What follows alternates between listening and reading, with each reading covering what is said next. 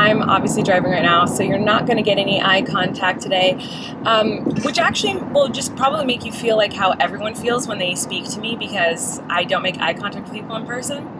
And if I do make eye contact with people in person, I'm not paying attention to anything that they're saying, because I'm just focusing on having eye contact with the person.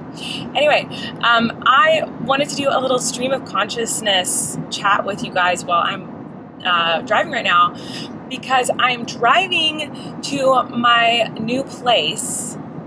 Yeah, I promise I will tell you all about it literally in the next couple of days, because it's a lot. But I'm not gonna have time to probably vlog today. It's been a really busy day, packing and getting everything ready and whatever.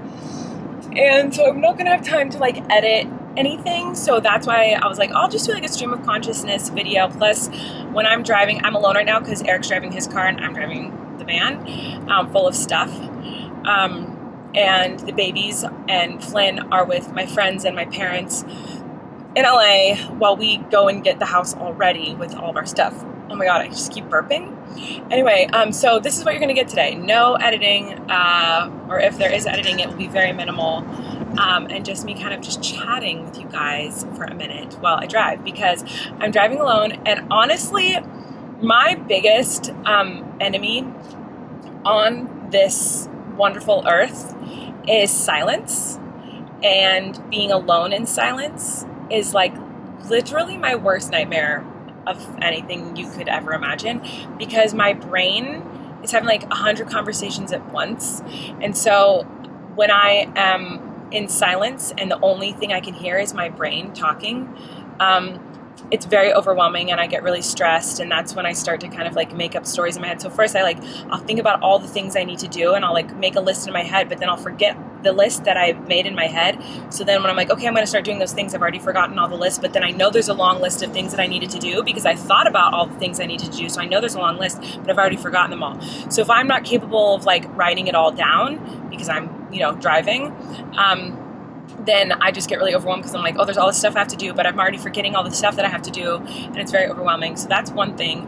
Another thing is that I also tend to make up stories in my head of I'll remember, I'll be oh, how's that one friend that I have? Oh, I haven't talked to them in a while. I wonder if they're mad at me because I haven't talked to them in a while. Oh no, are they mad at me? They haven't talked to me either. Is that because they're mad at me? They're mad at me. What did I do that made them mad at me? And I'll make up stories in my head about people in my life and stress myself out for literally no reason, and just make up scenarios that don't exist, and I start to panic about them. So I don't like silence.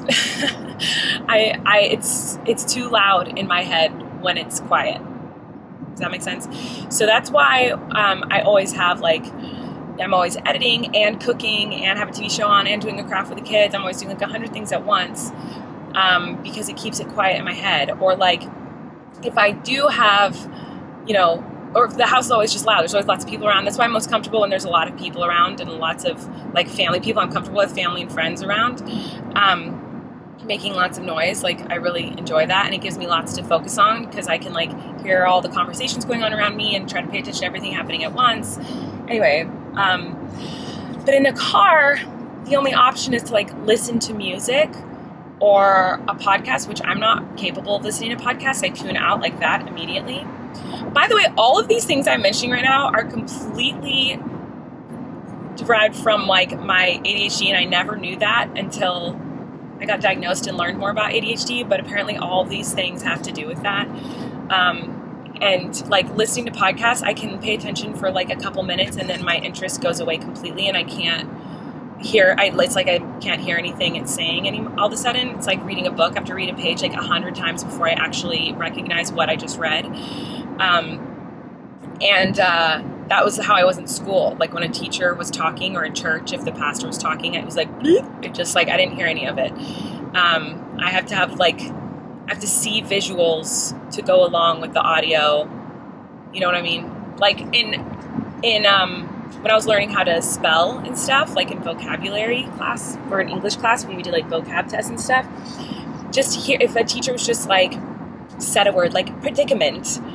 I mean, I could sound it out as best I could, but there's no way I couldn't memorize how the word was spelled until my dad started drawing pictures on the letters so that I would remember you know, how to spell it. So if the word was like ship, he would, not that I mean, that's really easy, but he would draw like a boat out of the S and a captain out of the H. And then I could memorize the order of the pictures.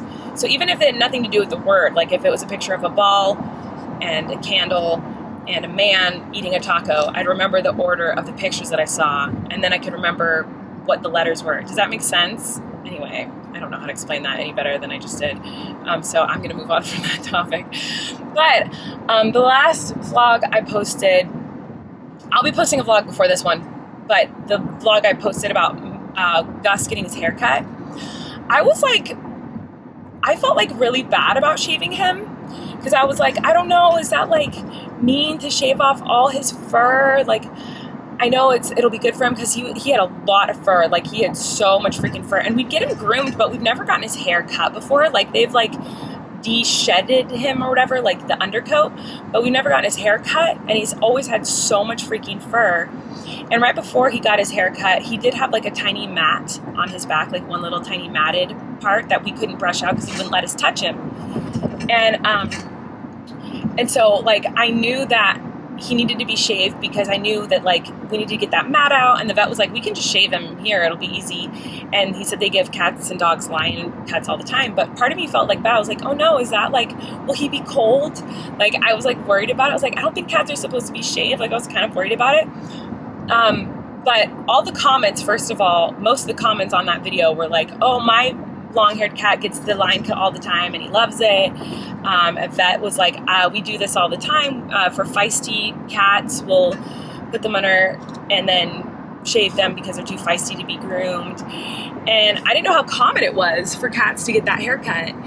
And I just have to say that Gus is a different cat now. He is so happy. He is so freaking happy, and he wants to cuddle and he wants to be pet. He's a sweetheart. He is not, like it used to be like for like the past year, whenever we would pet Gus, he would try to bite us, or he'd try to scratch us, or he'd just like look pissed off, and he just never wanted to be touched. And he certainly didn't want to cuddle. And if he did, he would like jump in Eric's lap for like a little bit and would cuddle with Eric or Kory sometimes. And, but then if you try to pet him in a certain spot, he'll be like, ugh, never mind. But now he'll like jump in my lap and like cuddle, and I can pet his whole body, and he just like loves it and purrs and purrs. He's so much happier. He loves his freaking haircut. And now I feel guilty that I kept his hair long for so long. I was like, I had no idea that a cat would like to be shaved. Like, that concept just never entered my mind, that maybe he would like that. Maybe it would be more comfortable for him. It's hot. He has a lot of fur. It's heavy. And I always thought Gus was like so freaking fat and so freaking just big. Like, he's just a big dude. And once they shaved him, I'm like, oh, he's not that big. He just had so much fur. And so he's really, really, really happy now. So I wanted to talk about that because there were a lot of comments that brought that up. Also, the vlog that I posted talking about like my ADHD a little bit, I was talking about that at the beginning of this video, like a little bit about ADHD, but that vlog that I posted about my ADHD, the comments on that made me feel so happy. There's so many people who like are going through the same things as me and struggle with the same things as me, and there were so many comments that were like, it sounds like you're talking about me, and like I go through the same things, and people giving advice, and it was just like such a lovely comment section, and I loved it so much. So now I'm curious, because obviously ADHD affects everyone differently who has it. Like it presents itself differently in everyone, and affects everyone so differently. And so I can only talk about my experience and what I'm going through and how it affects me. But there are a lot of people who related to a lot of the stuff that I was saying in that video, like the bigger stuff, that it is a big reason why I struggled with, like the biggest one would be rejection sensitive dysphoria, which I talked about in that video. And that caused me to have lots of depression and anxiety. Obviously my dermatillomania stems from my ADHD. My social interactions, there's so many things that have to do with it. But now I'm curious, after I got diagnosed, I've learned there's a lot of things that actually are related to that. and maybe they're not, maybe they're just like human things. Maybe I don't know. But it seems like there's a lot of things that I have that have always been like quirks about me that I didn't know were related to ADHD. So now I'm curious if anyone out there, if you found out later that there's like little quirks about you that you thought were just like little weird things about you or little quirks about you that made you different, and then you realized it was related to some sort of disorder or something that you had, and you're like, oh, I had no idea that was connected to that. So for me, a couple of things that I was like, that has to do with ADHD, what the heck? One of the top things is food, my relationship with food. Big time has to do with my ADHD, and I never knew. I have a very strange relationship with food. First of all, I've had a history with a weird relationship with food, but the biggest thing with me now in food is that I simply cannot eat something unless it is exactly what I'm craving. And I know that sounds really weird, and it almost sounds like just like diva or something, like, well, I'm only craving caviar, so I will only eat caviar. But that's not what I mean. I feel ill to eat anything other than what sounds good and what food I've like hyper fixated on. And I hate that about myself. It's not something I think it's like a cute quirk. It's really obnoxious because it makes it hard for me to eat sometimes. And it's not like I'm just like, well, I only want to eat this because I like the taste of it and I don't like the taste of anything else. Like, I don't know how to even explain it. It's like, I don't know what it's called, if it even has a name, like if it's called something or not. And it's not like just a normal like, oh, what are you craving? I'm kind of craving tacos. You want tacos? Yeah, sure, let's have tacos. It's not like that. It's like, I cannot eat a food if I, like, it doesn't matter how starving, I can be so starving. Like, I've heard people be like, oh, well, when they're hungry enough, they'll eat, like, about pets. I've heard people say that, like, I'll be like, oh, my cat doesn't like this cat food. And they're like, well, when they get hungry enough, they'll eat it. And maybe that's true, but I don't think that's true for me. Like, I could be starving, absolutely starving. And if there's not the food presented to me, like, that I am, the few foods that I'm craving in my mind that I like that week, I can't eat it. I will literally gag on it. Like, and it could be good food too. Like last night, we ordered Mexican food and I wasn't craving Mexican food. And I love Mexican food. Like, it's one of my favorite foods. I freaking love Mexican food. But last night, I just wasn't craving it. It didn't sound very good. And what I wanted was like, sometimes it's a very specific food. Sometimes it's like, I have to have like a McDonald's cheeseburger or I'm going to explode. Sometimes it's like that. But sometimes it's like last night I was like, I need something that's like kind of refreshing, but I couldn't figure out what it was. And I finally thought like, oh, lettuce wraps sound good. Like something like with a nice crisp crunch. I'm a big texture person, which is another ADHD thing, which I didn't know. And I can get into that too. But like, I was craving like lettuce wraps, but I was like, oh, but everyone wants Mexican, so let's get Mexican. Like, and in my head, I was like, Colleen, don't be a weirdo. Like, everyone's Mexican. You're not going to get the food that you want when everyone else wants something else. Like, eat the food everyone else wants, obviously. Like, this is not a discussion I had with anyone. This is my own brain. And so even though my brain was like, you're not going to eat Mexican food tonight. Like, you're not going to eat that. There's no way you'll eat it. I was like, I can eat it. I'm like having this conversation with my own self, like a weirdo. And I was like, you can eat Mexican food. It'll be great. You love Mexican food. Like, you can eat it. So I ordered, and I even ordered a couple things because I was like, what if it gets here and I have like enchiladas? And I'm like, oh, no, I don't want enchiladas. So I ordered enchiladas and nachos and chips and salsa for me. And everyone got their Mexican food. Everyone's eating. It's fine. I take a bite of the enchiladas. I swear to you guys, I was like, I'm going to vomit. And they were good enchiladas. And then I tried to take a bite of my nachos and I was like, nope, can't do it. Like, I literally couldn't eat them. Like, I was like so disgusted with it because it wasn't what I was craving in that freaking moment. And it's so annoying because like, why couldn't I just eat it? It's food and it's food that tastes good. Like, it wasn't even bad food. So what is wrong with me? So anyway, so then I was so freaking hungry. So at 10 p.m. finally I caved and I ordered myself lettuce wraps when everyone went to bed. Because I was like, I need to eat. I'm so hungry, but I can only think about this one food. And I was like obsessing over it in my mind until I finally got it. So I've heard this is an ADHD thing, but maybe it's not. Maybe it is just I'm a total brat. I don't know. But I don't know if that has a name or something, but I've kind of talked about my food weirdness before. And And I don't even consider myself a picky eater, although that sounds like I'm a picky eater. I will eat anything. It's not like I'm like, I won't eat tomatoes or like something. Like, I will eat any kind of food. Like, there's no food that I like refuse to eat, except for the food that I am not craving. How weird is that? Anyway, so that's one thing. This video is gonna be so weird. Welcome to an unedited video of me when I'm by myself. And there's nothing to distract me, so my brain is just a stream of consciousness. This video is gonna be a hot mess. So anyway, so that's one thing. Another thing that I just touched on that is another ADHD thing that I never knew was my issue with textures. So this has to do with food. Like, my favorite foods, yes, have to do with flavor, but way more so texture. Like, it has to have a good texture, like a good crunch or a good, I don't know, like, I'm a big texture gal, but not just with food, with fabrics.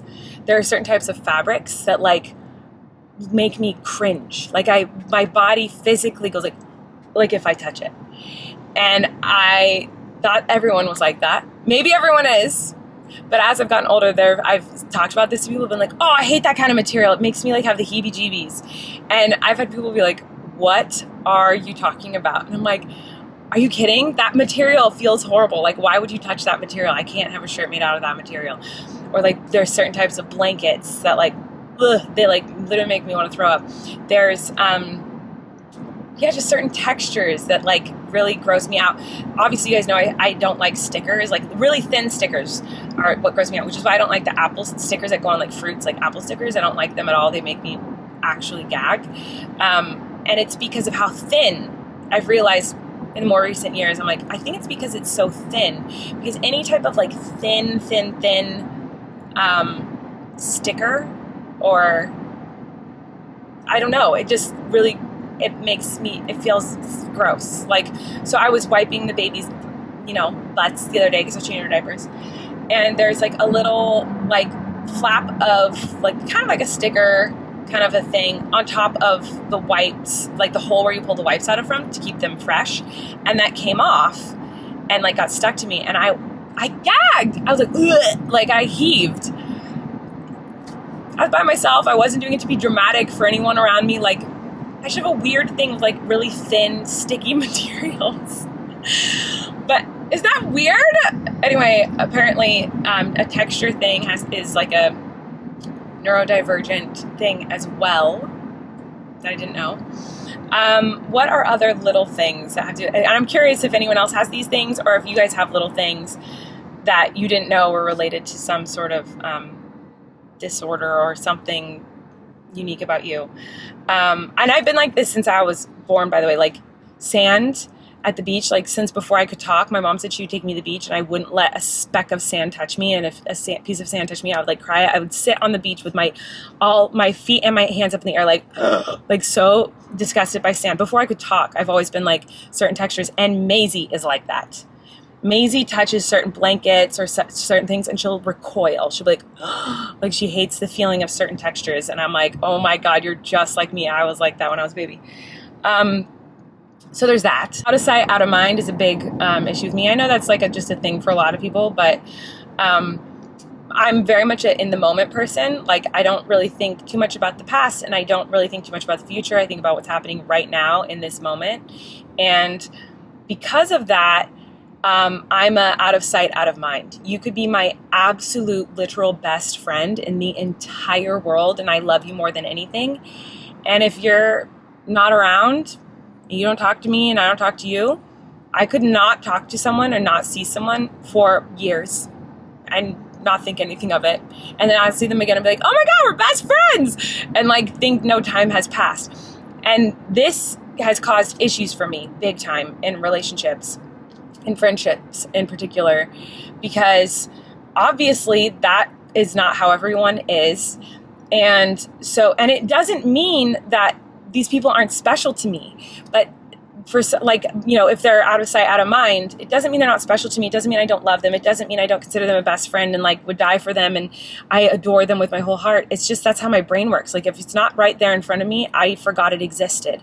And it's also a big reason why I am messy, but we can get to that too.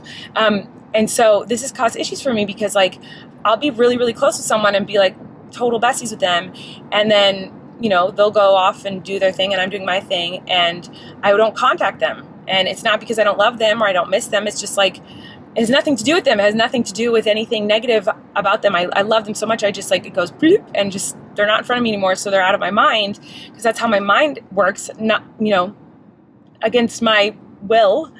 And it's made friends think that like I don't care about them or I don't miss them or I'm not a good friend because I don't reach out to them. And I totally understand that. Like I realized as I've gotten older, obviously, like, oh, obviously there's a reason why that's upsetting people. They probably think just in the same way I do this sometimes where I'm like, when I actually do start thinking about friends or people who haven't talked to me in a long time, like I'm like, oh, I haven't talked to that person in 6 months.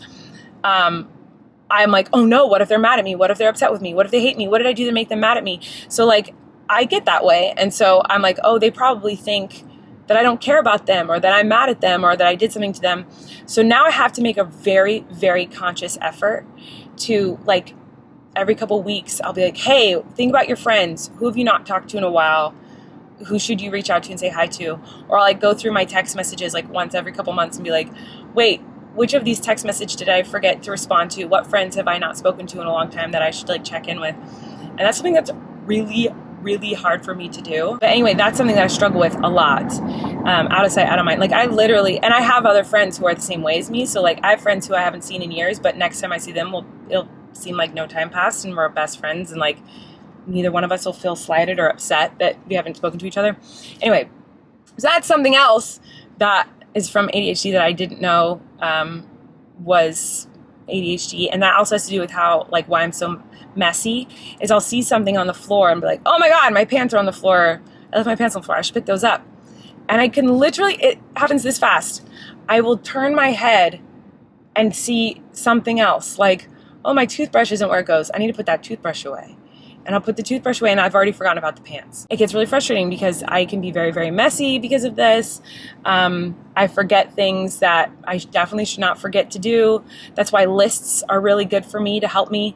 By the way, I'm not saying I do these things and it's just because I'm ADHD, so get used to it. These are things that I'm like actively working on and things that I now understand why I do them. Whereas before I would be like, well, I'm just a messy person and I guess I'm lazy. People say it's because I'm lazy, but it never made sense when people said I was lazy because I'm like, I'm such a hard worker and I'm not, I would consider myself one of the least lazy people in the world, but I guess I'm lazy because I'm messy.